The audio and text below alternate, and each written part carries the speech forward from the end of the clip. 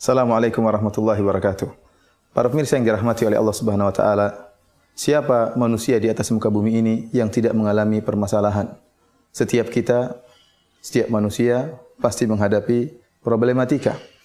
Ada yang diliputi kesedihan karena memikirkan kekurangan hartanya. Ada yang diliputi dengan kesedihan karena memikirkan hutang yang bertumpuk-tumpuk. Ada yang diserang dengan kegundah gulanaan karena mengharapkan anugerah anak yang tidak datang-datang. Dan ada juga yang bersedih karena merasakan penderitaan penyakit yang tidak kunjung sembuh-sembuh. Setiap kita pasti ada permasalahan yang kita hadapi.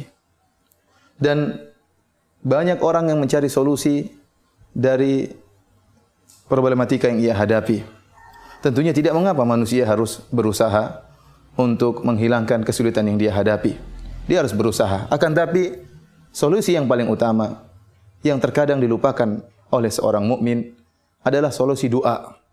Doa merupakan solusi yang pertama, bukan solusi yang terakhir, bahkan dia adalah solusi yang pertama sebelum usaha yang lain dilakukan. Bukankah para ulama menyatakan bahwasanya doa silahul mukmin? Doa adalah senjata orang mukmin. Dia bukan senjata terakhir, tetapi dia senjata pertama yang harus digunakan pertama kali. Yakin bahwasanya segala problematika, segala masalah, jika Allah berkehendak, Allah hanya mengatakan kun fayakun, maka hilang dengan sekejap mata. Bahkan solusi yang terbaik, doa yang tulus yang diucapkan seorang hamba dalam waktu beberapa menit, keluar dari hatinya yang sangat dalam, bisa menghilangkan problematika yang mungkin dia telah alami selama waktu yang panjang. Lihatlah bagaimana para anbiya, mereka berdoa kepada Allah Subhanahu wa taala. Mereka para anbiya, orang-orang yang soleh, juga diuji oleh Allah Subhanahu wa taala, juga mengalami problematika, juga mengalami kesedihan. Lihatlah Nabi Ayub alaihissalam yang pernah diuji oleh Allah Subhanahu wa taala dengan penyakit. Allah Subhanahu wa taala berfirman menyebutkan tentang kisah Nabi Ayub, wa ayyuba idh nada rabbahu anni massani yadhur wa anta arhamur rahimin. Dan ingatlah bagaimana Nabi Ayub alaihissalam tatkala dia berkata kepada Rabbnya, anni massani yadhur, ya Allah aku ditimpa dengan penderitaan, ditimpa dengan penyakit. Wa anta arhamur rahimin, dan engkau adalah zat yang paling maha pengasih lagi maha penyayang. Satu kalimat yang keluar dari Nabi Ayub alaihissalam dengan doa yang tulus dari hati yang dalam, Allah hilangkan penyakit yang dia alami bertahun-tahun. Fastajabna lahu fakashafna ma bihi min dhur. Kata Allah Subhanahu wa taala, kami kabulkan permintaannya dan kami hilangkan penyakit yang dialaminya. Lihat, satu doa namun keluar dari hati yang tulus bisa menghilangkan permasalahan yang lama yang dihadapi oleh seorang muslim. Demikian juga Allah sebutkan tentang Nabi Yunus alaihissalam.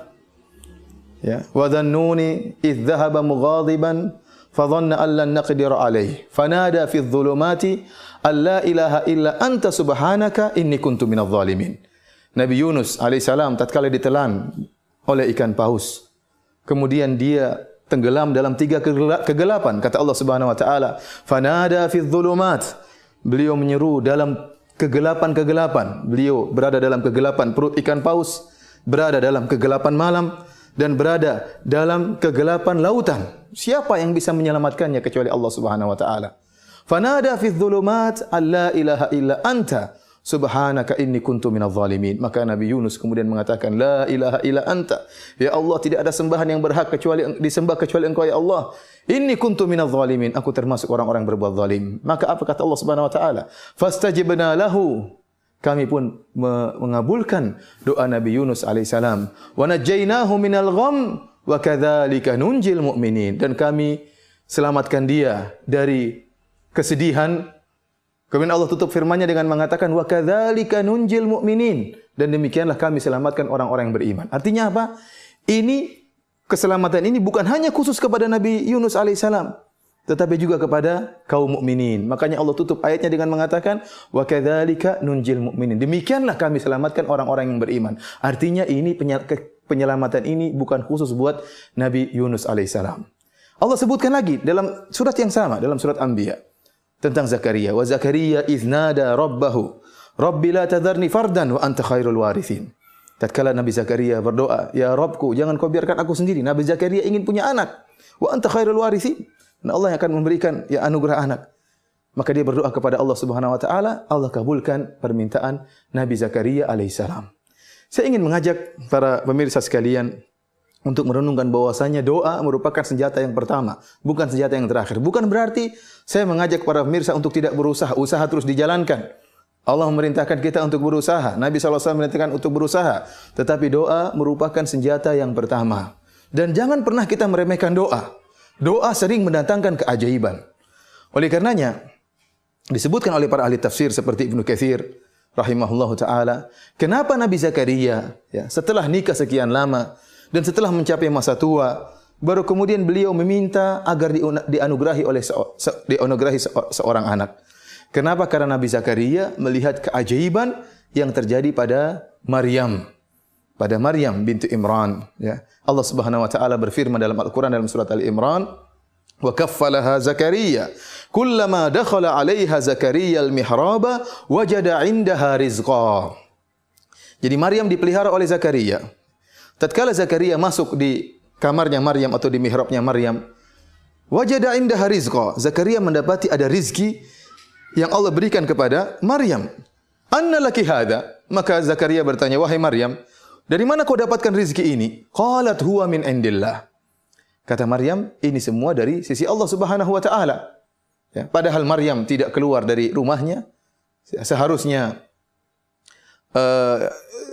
makanan tersebut diantarkan oleh Zakaria, ternyata tiba-tiba ada makanan di situ. Maka ini menakjubkan Zakaria alaihi salam. Ternyata bisa datang rizki, dan rizki yang datang pada Maryam rizki yang menakjubkan. Disebutkan para ahli tafsir, Allah memberikan dia buah-buahan yang tidak muncul kecuali di musim panas, Allah hidangkan di musim dingin.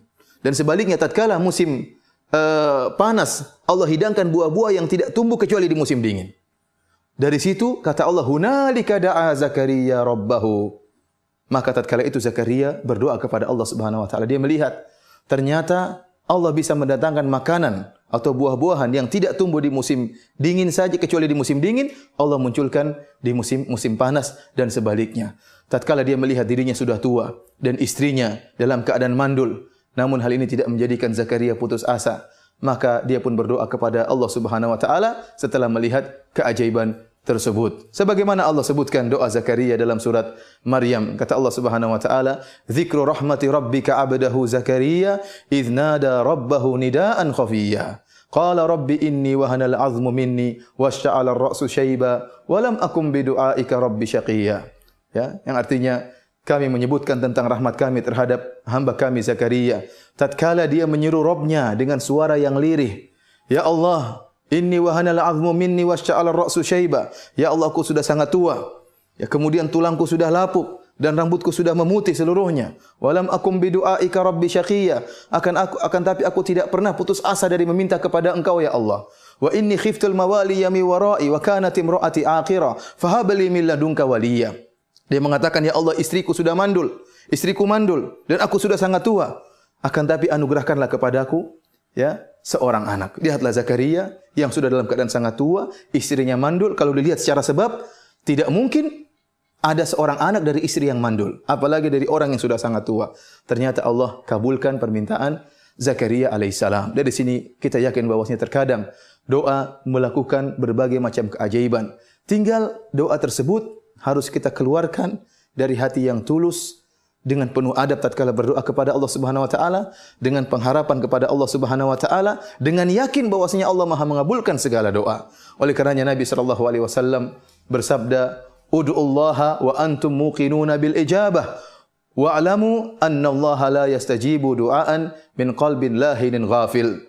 Nabi sallallahu alaihi wasallam mengatakan, berdoalah kalian kepada Allah dalam keadaan yakin bahwasanya Allah akan mengabulkan doa kalian, dan ketahuilah bahwasanya Allah tidak akan mengabulkan doa dari hati yang lalai, Tetapi tatkala berdoa perlu keseriusan, keyakinan, husnudzon kepada Allah Subhanahu wa taala.